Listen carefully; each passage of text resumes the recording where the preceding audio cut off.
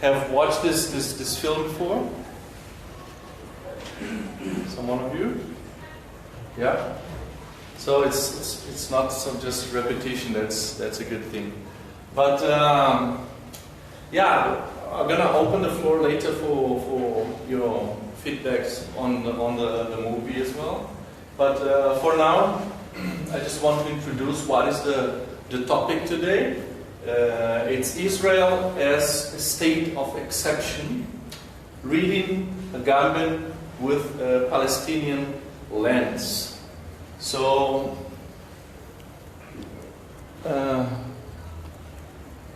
first of all, sharing some of the motivations of this conversation. We are working in our group with those references, also because I'm working with that in my own research, as I'm sharing the results of my personal research, of postdoc research with the group. We are reading some of those references together. And I want to mention 3 motivations that brought GIORGIO Agamben to this discussion. First of all is the engagement of part of us in the Fees Must Fall movement. And on the Fees Must Fall movement, what actually struck us last year especially was the use of a quote interdict that didn't allow us to gather publicly inside the campus. And together with that, the securitization and militarization of campus with police and private security companies. So, and lastly, many arrests that happen with students, including the case of Koch that was sitting in prison until this week actually for more than 5 months, having his right to bail denied. So if we go back to the 70s, to 60s, or to the 80s in South Africa, in places like Brazil, we're gonna find this kind of measures like understandable or part of the political situation. But if we come from outside and see that those things are happening in 2016, 2017, it is actually quite surprising, because it is actually violating some of the basic civil rights, like rights to gather or to express your opinion in the public space. So the second motivation is the political situation in Brazil that I'm personally bringing and denouncing also in international arenas, calling the attention for this, what was called a judiciary, mediatic, and parliamentary coup d'etat in Brazil. We have a legitimate president impeached, expelled from her position because of economic and political interests. And together with this political move that changed drastically the situation of democracy in Brazil, we also find out the criminalization of social movements with the police abuse against demonstrators, which is something similar to what is happening in South Africa. And the third aspect is then my personal commitment and the occasion of this Israeli Apartheid Week as a moment to reflect how Israel and Palestine can be understood as a microcosm of what is happening internationally. And that's why the situation in Palestine and Israel is not something distant from our lives, but is something that can bring lights to understand what is happening in our very context.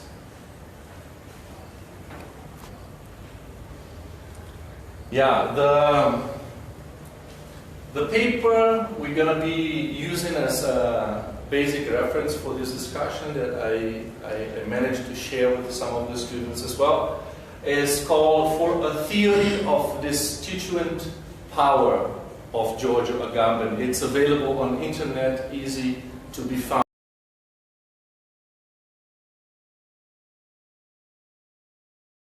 He's the political.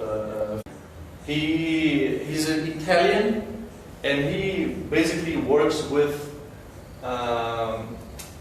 Walter Benjamin as a reference for his understanding of political violence. For those who are familiar with Walter Benjamin, famous philosopher of the 19th century, I bring just an introduction to what he's presenting on this text. He says, as a matter of fact, the hypothesis I would like to suggest is that the prevailing governmental paradigm in Europe today is not only non-democratic, but that it cannot either be considered as political. I will try therefore to show that the European society today is no more a political society. It is something entirely new. And this is just to situate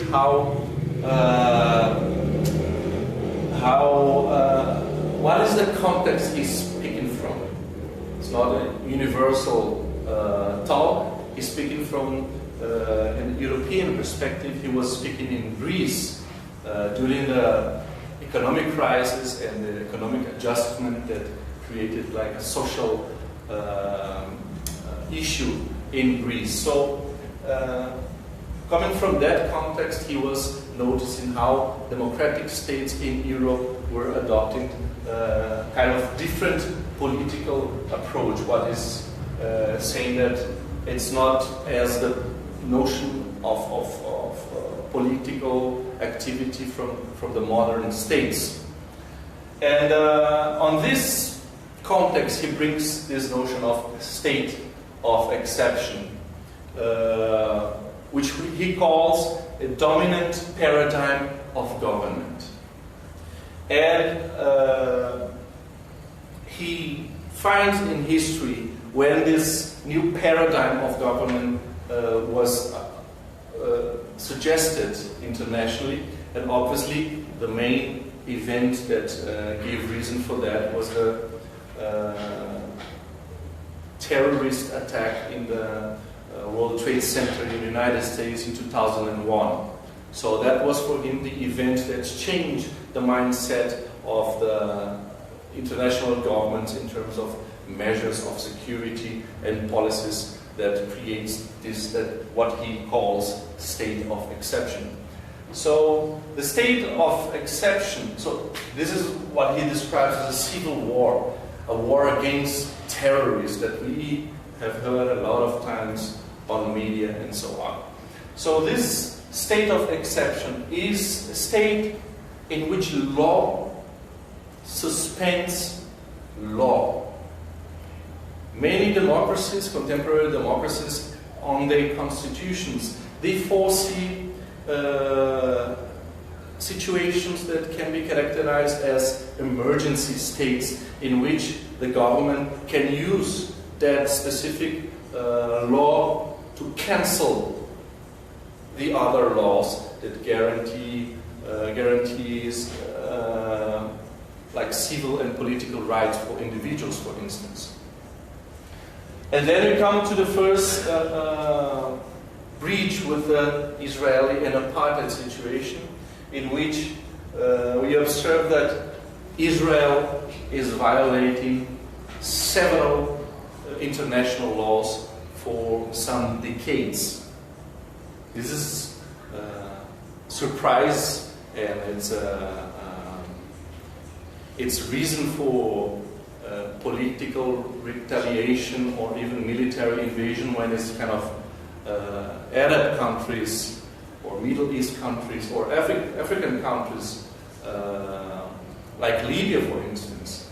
But being Israel, it's not even contested, and the international institutions cannot do anything related to that. So it says something about us a state that considers itself democratic but doesn't follow international regulations. This is just a map. It's not even actual. It's from 2005, but it's not precise. Just to observe how was the process of loss of land in Palestine. So this is before the creation of the state of Israel, and the white spots are the native Jewish population in Palestine. This is according to the UN plan, the partition of the Palestine creating the state of Israel. And the third one is how the map became after the 1967 6 Days War, in which Israel invaded the Gaza Strip and the West Bank and some parts of the surrounding countries. And from that moment on, Israel occupies military Palestine. Since 1967, the state of Israel is controlling with military power, the military rule, both territories of Palestine. The Gaza Strip is actually just controlling from outside since 2005, I think, and the West Bank that's still controlled by military occupation. And this is the new setting after the long process of creation of settlements, Israeli settlements inside the West Bank, which is actually grabbing land from the Palestinian territory. So all of these Israeli settlements are considered illegal according to the international law. This is just to show another example on how the state of Israel is disregarding international law. It's about the building of the wall that separates Israel from the West Bank. That's supposed to go on the Green Line, but goes much further and takes pieces of land of the Palestinian territory. And the wall started to be built up in 2002 after the second Intifada and the terrorist attacks in Israel. And you can notice that it's just after the terrorist attack also in the United States, when this new notion of state of security started to prevail in the governmental policies internationally. So in 2004, this war was condemned by International Court of Justice as illegal. By 13 of the judges, just a North American judge voted pro-wall. This wall was considered illegal since 2004. So, and Israel never stopped to build up this wall since then.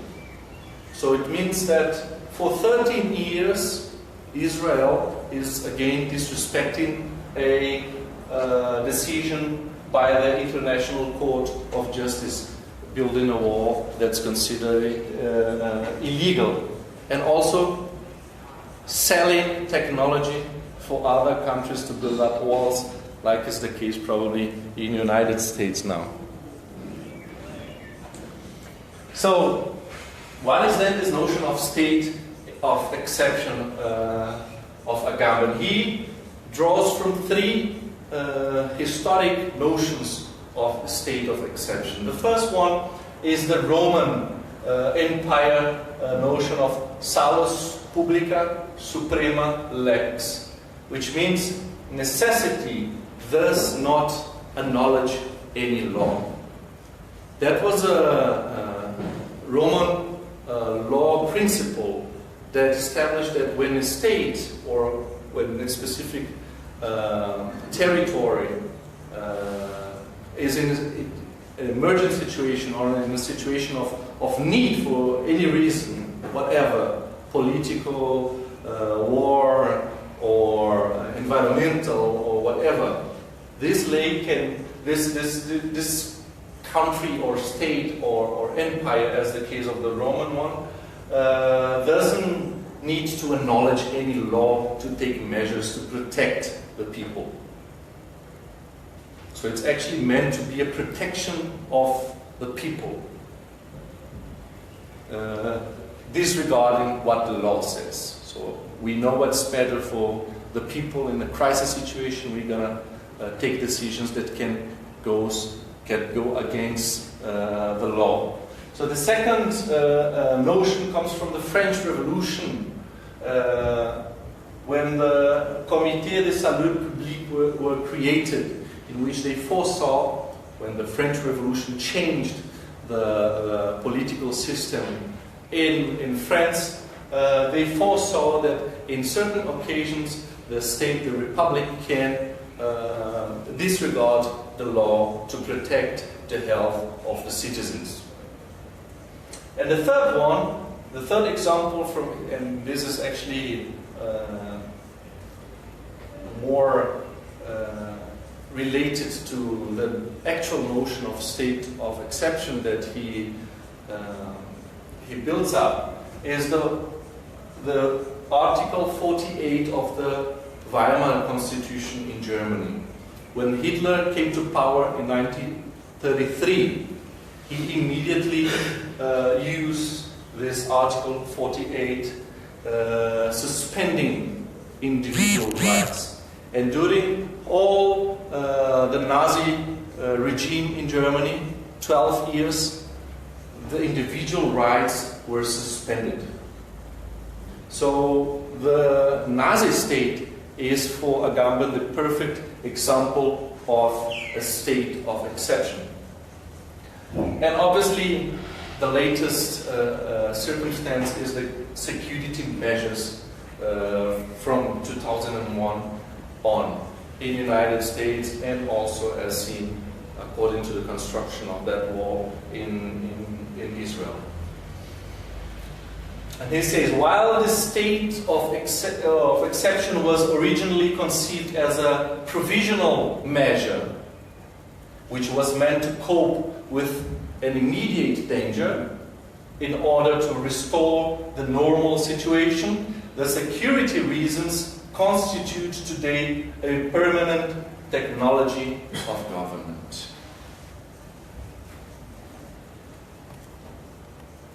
I bring now 4 ideas before we move into the dialogue.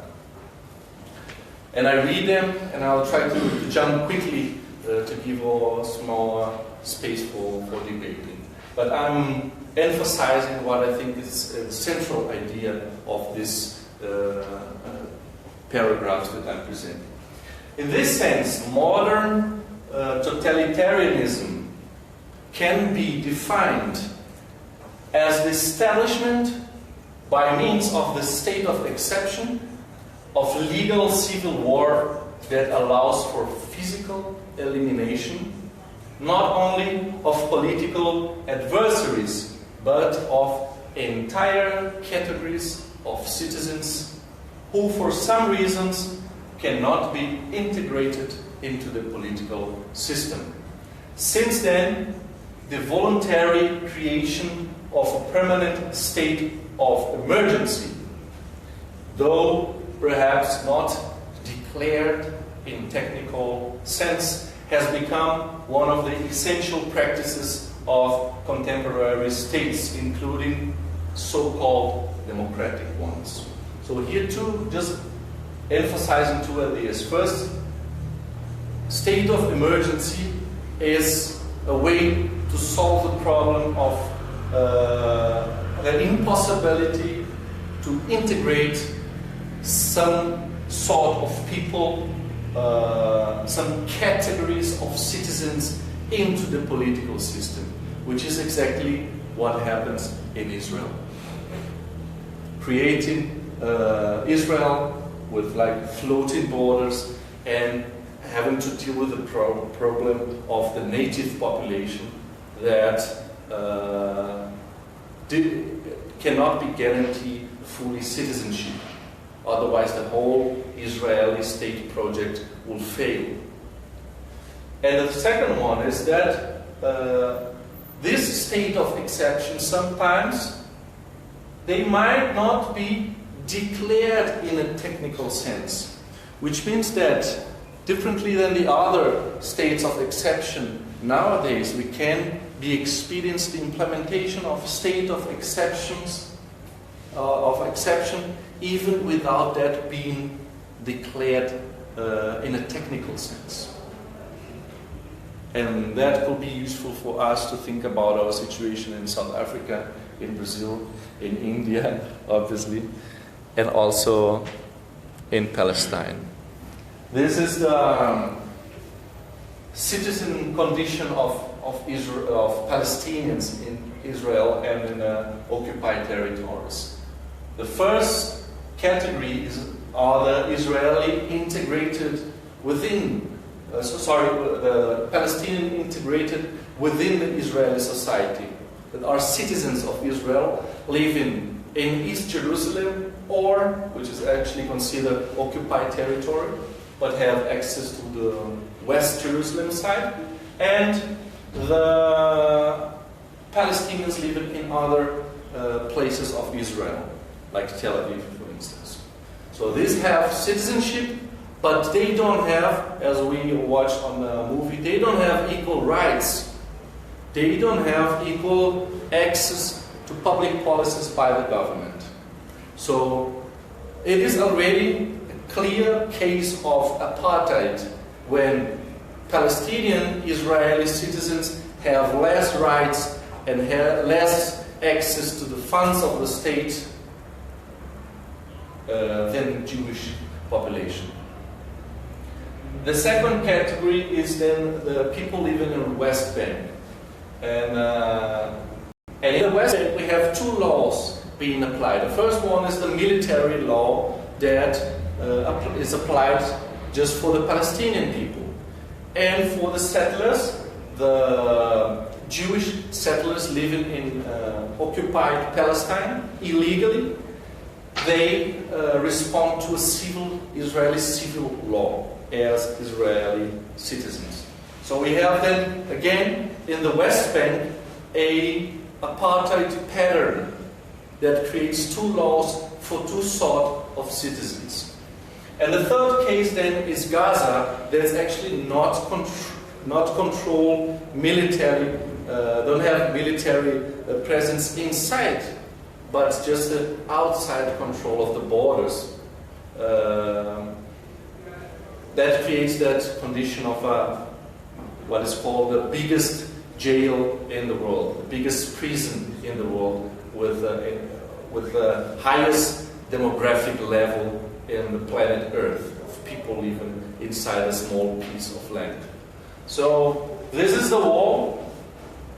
It can get up to 12 meters high in complicated places like Bethlehem, for instance. This is right in Bethlehem. And this is one of the checkpoints. Checkpoints, as you saw yesterday, is one of the more than 300 access through the walls that the Palestinian population is exposed to go through every day through humiliation and harassment. The second idea of Agamben that I want to introduce to you is this one. The hypothesis I would like to propose to you is that this fundamental political factor has entered an irrevocable process that we can only define as a process of increasing depoliticization. What was in the beginning a way of living and essentially an irreducibly active condition has now become a purely passive juridical status in which action and inaction the private and public are progressively blurred and become indistinguishable. This process of depoliticization of citizenship is so evident that I will not dwell on it. And I found it interesting to bring this notion of this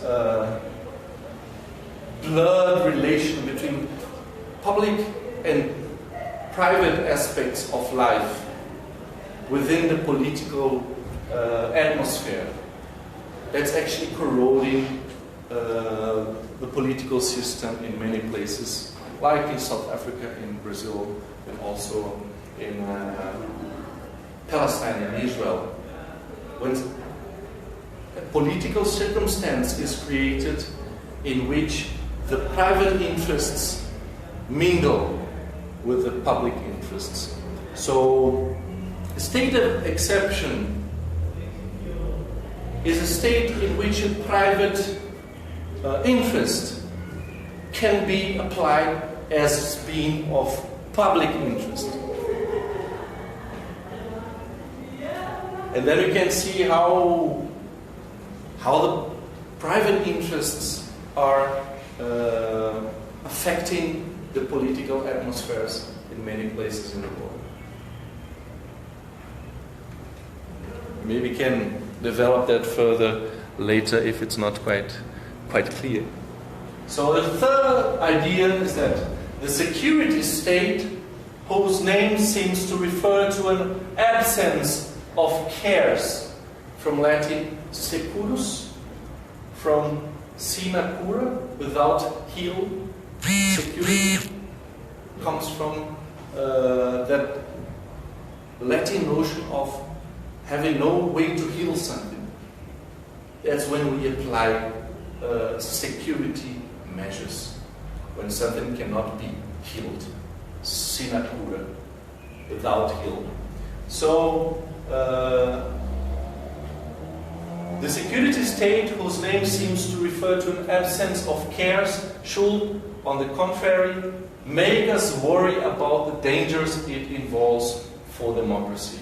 Because in it, political life has become impossible, while democracy means precisely the possibility of a political life.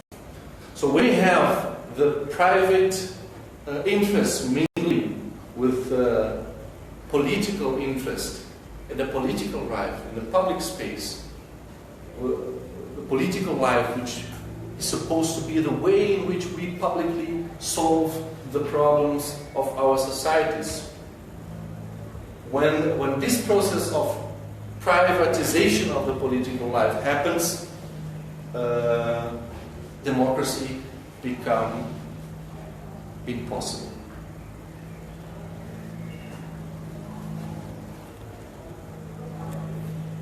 And the last idea, starting with the French Revolution, the political tradition of modernity has conceived of radical changes in the form of a revolutionary process that acts as the pouvoir constituent, the constituent power of the new institutional order.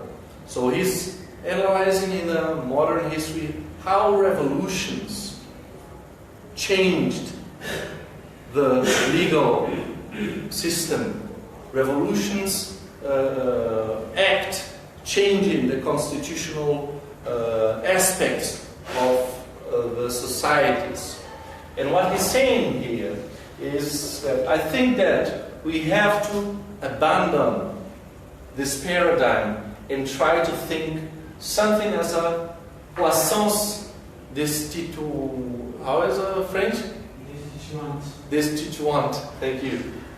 A purely destituent power that cannot be captured in the spiral of security. So, just finalizing and bringing this notion of destituent power, it's a provoking thought that leads us to think of the limits of a revolution in terms of reforming a system. What he's saying is that it is impossible to change these societies that are adopting the state of emergency as a way to govern permanently our lives. A revolution process is not able to change it anymore. We have to use power to destitute what is constituted. He's not offering how we should do that or what is the way forward in terms of destituting this exceptional power.